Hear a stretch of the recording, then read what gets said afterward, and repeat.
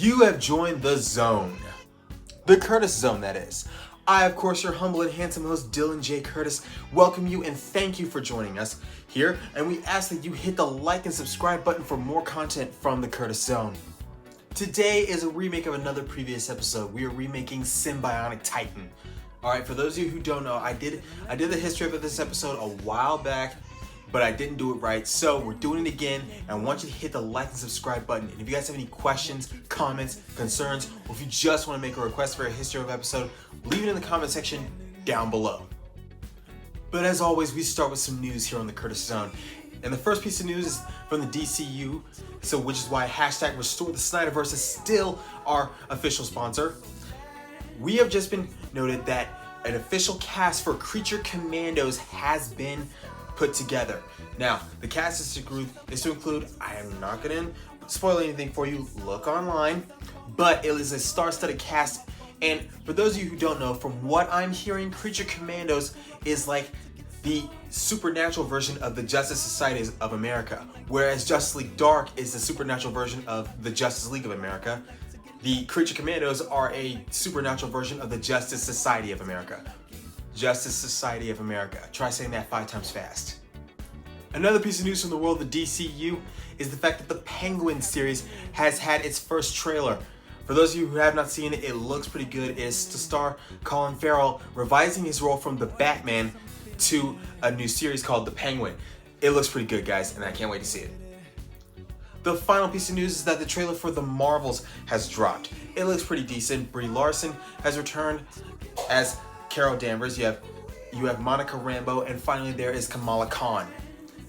I haven't necessarily really gotten into the Marvels yet, but it is pretty good. I haven't read the Marvels comic books, but it looks pretty good. And we are told that Wonder Man is to make his first MCU debut. Alright? So those of you who have not seen it, go on YouTube and watch it. Now let's get into today's episode. And remember, hit the like and subscribe button.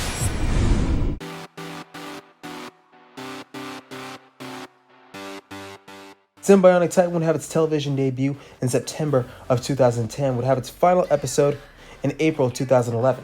It was created by Genndy Tartakovsky, Brian Andrews, and Paul Reddish.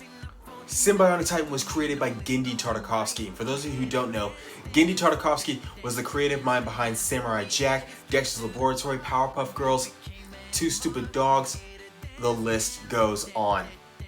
Now, the original idea for Bionic Titan was to make it a robot that has found his way to Earth and then now has to navigate through Earth. But it was changed due to editing and licensing issues.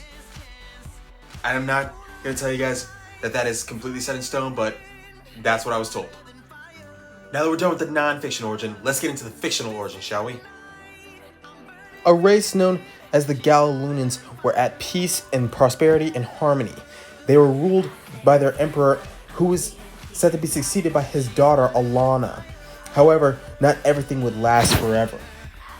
The Galilunians are a race of peaceful people and inventors, with their king, whose name is, I'm not going to spoil it for you. However, the Galilunians were attacked by the Mutrati.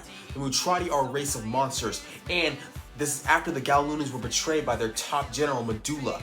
Medulla subjugated the Mutrati and basically taught them the best ways to take over Galiluna with them. And with this information, we move on to the first episode. While the Mutrati were attacking the Galilunans, the king activated the Riftgate technology. And with this Riftgate technology, he sent his only daughter out into the universe with a robot and a corporal named Lance.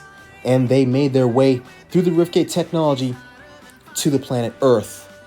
Once they landed on Earth, they decided to master their surroundings, but while doing that, they were attacked by the army, more specifically General Steel. While that is happening, the Mutrati have the king prisoner, more specifically their top general, Medulla, who used to be a Galilunian general. He steals his necklace and finds out that they perfected the Riftgate technology, so he sends a monster to find Lance, Alana, and Octus, who are the main 3 characters to form Titan. In order to blend in with the population, Octus, Lance, and Alana decide to attend high school. Octus takes the name Mutant, and Lance and Alana become siblings, Lance and Alana Lunas. However, upon attending high school, the Mutrati send in a Mutrati Mega Beast completely comprised of fire, and Alana decides to fight it alone. Lance and Octus join her during the fight, and during said fight, Octus activates a symbiotic defense matrix, magnifies himself, and all three combine into one perfect machine. They combine to form the Symbiotic Titan, which is Galaluna's most prized weapon.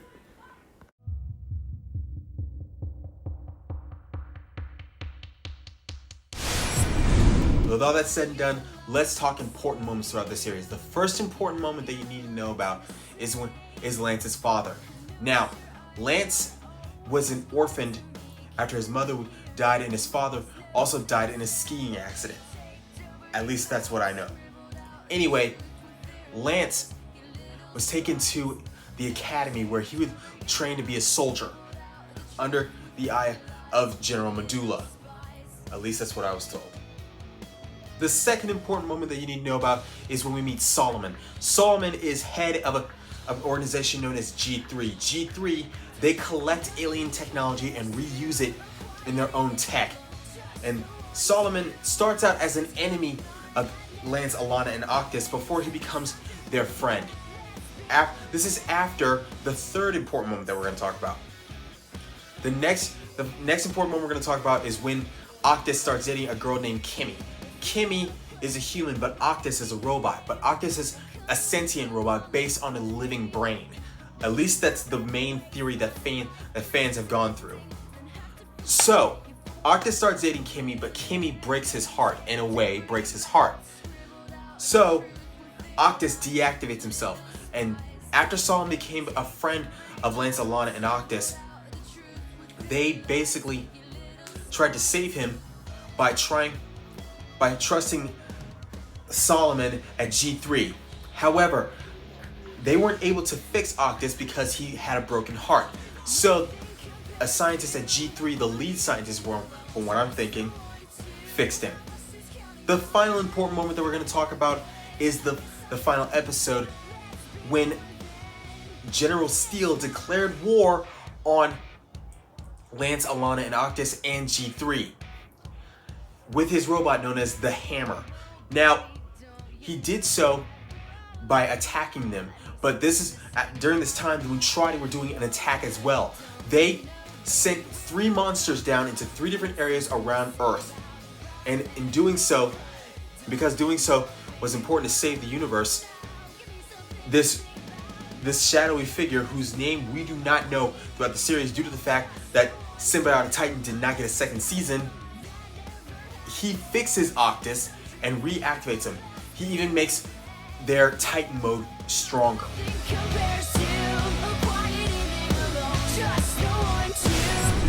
Now let's talk about my favorite episodes. I only have 3 favorite episodes. My third favorite episode is known as The Ballad of Scary Mary. In this episode, we learn about a girl from the 1950s known as Mary who went missing in the woods after a bunch of kids pulled a prank on her. So every year, the kids of Sherman High, they go to the woods where she disappeared and party and basically try to figure out what the heck happened. And they do so by pranking all the other kids by creating a Scary Mary costume. It's pretty cool, guys. My second favorite episode is known as Fortress of Deception. In this episode, G3 has taken Lance and Alana hostage in order to question them and figure out their intentions. You know, like all governments do with aliens. Anyway, even though Octus is in pursuit, they are trying to escape G3. They find out that G3 is hidden in the sky. So Octus finds them and they form Titan and basically escape. It's pretty cool stuff. My number 1 favorite episode is Lessons in Love. In this episode, Kimmy and Octus start dating after Octus tutors her and helps her redo a test that she failed. It's a pretty adorable episode, guys. I like it.